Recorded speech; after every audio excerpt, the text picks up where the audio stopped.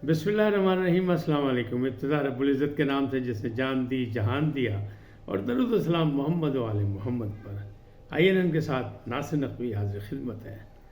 ناظرین، عجیب و غریب صورتحال ہے، سیاسی اور حکومتی اور انتظامی اور معاملات۔ آپ کو پتہ ہے ڈیالہ جیل پہ پابندی، بلکہ جیلوں پر پابندی لگ گئی، کسی سے کوئی ملاقات نہیں پاکستان کی، بلکہ پنجاب کی کہیں، پنجاب کی 3 جیلوں پر پابندی ہے، جس میں میاں والی بھی شامل ہے اور ڈیالہ بھی شامل ہے۔ تو ان پہ پابندی لگی، ملاقاتیں پہ پابندی لگی۔ اس کی پس پردہ کہانی کچھ اور ہے۔ اب معاملات کیا ہیں کیا نہیں ہیں یہ میں آپ کو بتاؤں گا کہ عمران کا حکومت پر ایک اور حملہ، اور بس اس حملے سے ہی پریشان ہے حکومت۔ جیلر کو توہین عدالت کا نوٹس، اور کہنے والے کہہ رہے ہیں کہ نہیں، ابھی ان کو قومی اسمبلی میں بھی طلب کریں گے اور ان کی طبیعت صاف کریں گے۔ اچھا، پس پردہ رابطے، مطالبہ صرف ایک ہی ہے، خاموشی۔ یہ کس سے مطالبہ ہے، کیا ہے، یہ بھی میں آپ کو بتاؤں گا۔ گنڈا پور پر نااہلی کی تلوار لٹک رہی ہے اور پنجاب میں انٹری روک دی گئی۔ یہ کیا معاملہ ہے؟ خان کی صحت بار خدشات لاحق ہیں، یہ کس نے کہا؟ یہ ساری چیزیں آپ کو بتاؤں گا، لیکن پہلے آپ سے گزارش کہ INN کو سبسکرائب کریں، لائک کریں، گھنٹی کا بٹن دبانا نہ بھولیں، اور اپنی قیمتی رائے کا اظہار اپنی شخصیت کے مطابق کریں۔ سدا سلامت رہیں۔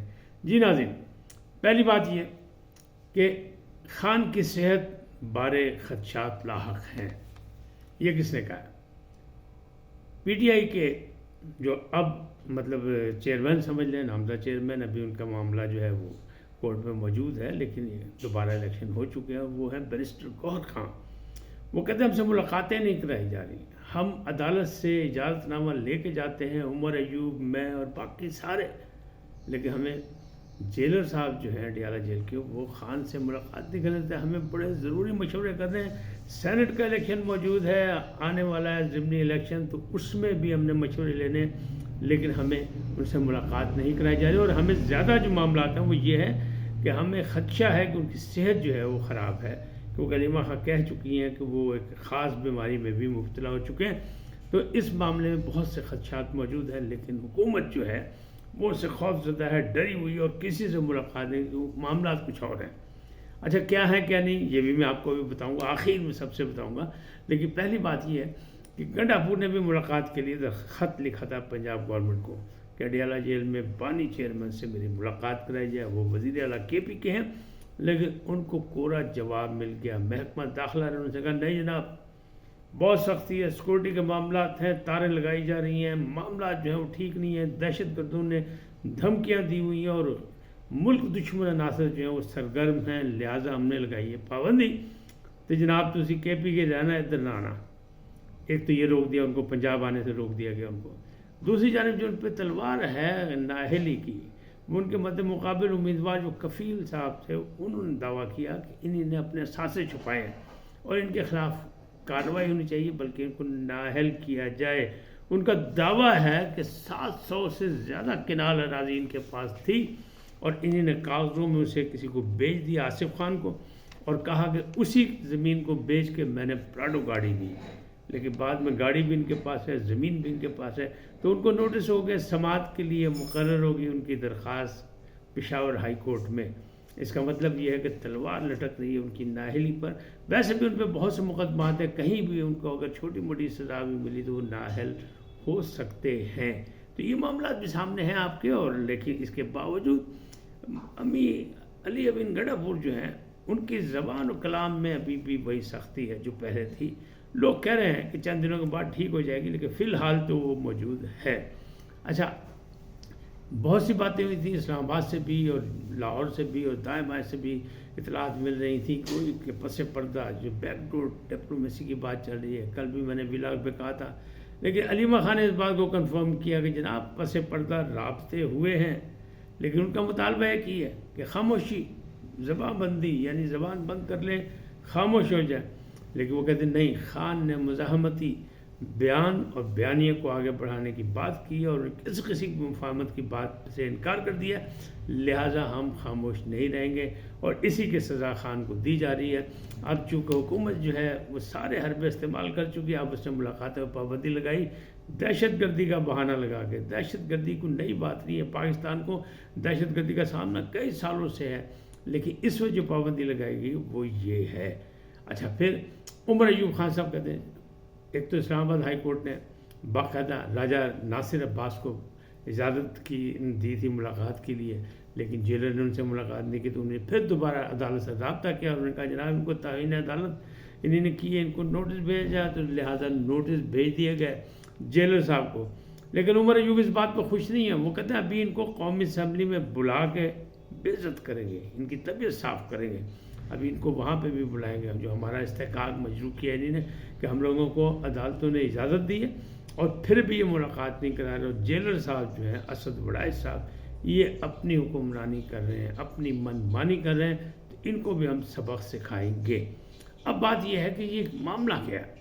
معاملہ سیدھی سی بات ہے کہ جیل میں بے تحاشا ملاقاتیں ہو رہی تھی، روزانہ جمعہ بازار لگا ہوا تھا ملاقاتوں کا، جبکہ ہفتے میں 2 دن ملاقات کی بات تھی، لیکن بہرحال عدالتوں سے اجازت لے کے ملاقاتیں تھیں، اور پھر باقاعدہ وہ اپنا سیاسی پارٹی بھی چلا رہے تھے، اقامات بھی جاری کر رہے تھے، اور پھر بعد میں وہ کہتے تھے مجھے تو پتہ نہیں یہ کیا ہو رہا ہے کیا نہیں ہو رہا ہے، مجھ سے تو کوئی بات نہیں ہوئی ہے۔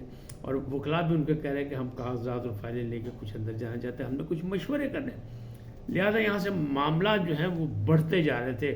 تو حکومت قابو کرنے کے لیے یہ بھی مطلب ایک تو پابندی لگا دی، اور انہوں نے کہا کہ دہشت گردی کی دھمکیاں بھی آئی ہیں، وہاں سے دہشت گرد بھی پکڑے گئے تھے، لیکن اس کے باوجود جو ہے، اس کے باوجود اصل مسائل یہی ہیں کہ یہ جناب وہاں بیٹھ کے بھی ساری پلاننگیں کر رہے تھے اور نئے سے نئے معاملات کر رہے تھے۔ اب جو ایک اور میں نے کہا نا کہ عمران خان کا حکومت پر ایک اور زوردار حملہ، اپنی طرف سے تو انہیں حملہ کیا، پہلے انہیں کیا تھا IMF کو خط لکھا تھا، اب انہوں نے ایک اور خط لکھوا دیا، کس کو؟ GSG پلس کو، یعنی GSP پلس کو بھی انہوں نے خط لکھوا دیا یورپی یونین کو کہ جناب پاکستان میں انتخابات ہی صحیح نہیں ہوئے، پاکستان میں حکومت ہی صحیح نہیں ہے، سب کچھ جعلی ہے، لہٰذا آپ ان کے ساتھ یہ تعاون نہیں بلکہ یہ اسٹیٹس واپس لے لیں۔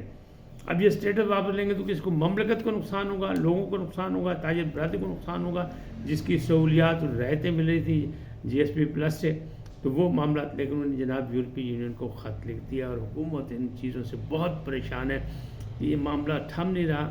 تو کہنے والے یہ کہہ رہے ہیں، اسلام آباد سے یہ آوازیں بھی آ رہی ہیں کہ جناب ہو سکتا ہے کہ خان کو اب گرمی آنے سے پہلے کہیں اور شفٹ کر دیا جائے، یعنی سہیوال جیل بھی جا سکتے ہیں، میاں والی جیل بھی جا سکتے ہیں، اور پھر مچھ جیل بھی جا سکتے ہیں، تو وہاں کے معاملات ہیں۔ لیکن وہ جو اظہر صدیق صاحب ہیں وکیل ماہر قانون، انہوں نے بھی ایک اجازت نامہ لیا، وہ بھی کہہ رہے ہیں میں جا رہا ہوں پرسوں ملاقات کے لیے ان سے، اور میں نے کچھ ان کو رائے دینی ہے اور کچھ ان سے تجاویز حاصل کرنی ہے، ان کی رائے حاصل کرنی ہے۔ مقصد کیا ہے؟ جب ہمارے دوست نے ان سے پوچھا کہ آپ کون سی رائے دینے جا رہے ہیں، کیا کریں، انہوں نے کہا جناب ہم وکلاء تحریک چلانے جا رہے ہیں، خان کی رہائی کے لیے جا رہے ہیں، اور خان تو جعلی مقدمات ہیں، اس کو سیاسی انتقام کو نشانہ بنایا جا رہا ہے، وہ تو اس سے پہلے رہا ہو جائے گا۔ اظہر صدیق کا دعویٰ ہے، انہوں نے کہا پہلے بھی آپ نے دعویٰ کیا تھا لیکن نہیں، انہوں نے کہا بدنیتی ہے، فراڈ ہے، یہ جو کچھ ملاقاتیں روکی گئی ہیں، سب کچھ کیا گیا، یہ زیادتی کی جا رہی ہے۔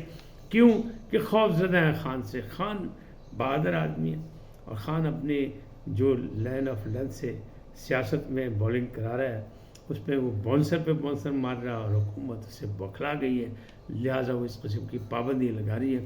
تو ان کا کہنا یہ ہے کہ ہم وکلاء تحریک چلائیں گے اور اس کی پلاننگ کر رہے ہیں۔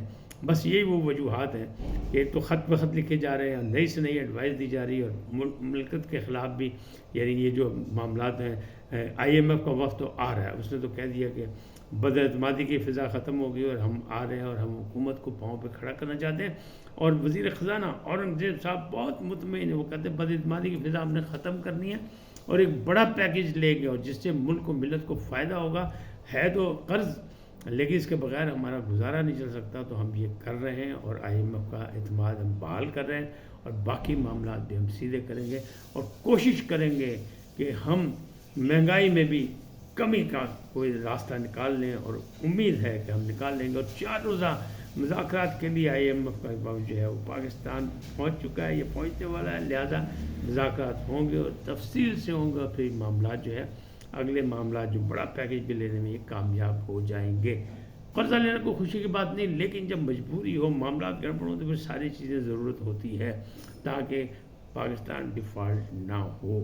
اب یہ معاملات ہیں، اس صورتحال میں آپ سوچیں کون کیا کر رہا ہے اور کون مملکت کے ساتھ ہے، کون نہیں۔ یعنی میں ہمیشہ کہتا ہوں بھی پاکستانی بن کے سوچیں، پاکستانی بن کے تنقید کریں، پاکستانی بن کے فلاح کی بات کریں۔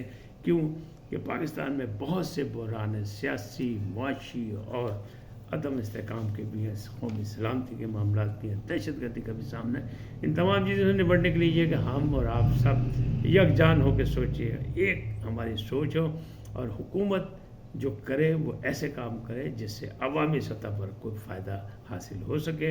حکومت تو بن گئی ہے، اور آج سندھ حکومت نے کے بھی 9 وزراء نے جو اٹھا لیا حلف، ایک ذوالفقار علی شاہ نے نہیں اٹھایا کہ وہ اسلام آباد گئے ہوئے تھے، تو باقی بھی کابینہ پوری ہوگی، مزید کابینہ میں اضافہ بھی ہوگا، وہاں بھی، وفاق میں بھی، اور باقی بھی۔ آج اتنا ہی، پھر ملیں گے نئے موضوع کے ساتھ۔ جاتے جاتے آپ سے درخواست، آئیے ان کو سبسکرائب کریں، لائک کریں، گھنٹی کا بٹن دبانا نہ بھولیں، اور اپنی قیمتی رائے کا اظہار اپنی شخصیت کے مطابق کریں تاکہ ہم اس سے زیادہ فائدہ اٹھا سکیں۔ اور آپ سے ایک ریکویسٹ کہ اپنے حلقہ احباب میں بھی اسے شیئر کریں۔ میں خصوصی آپ کا شکر گزار ہوں۔ سدا سلامت رہیں، اللہ نگہبان۔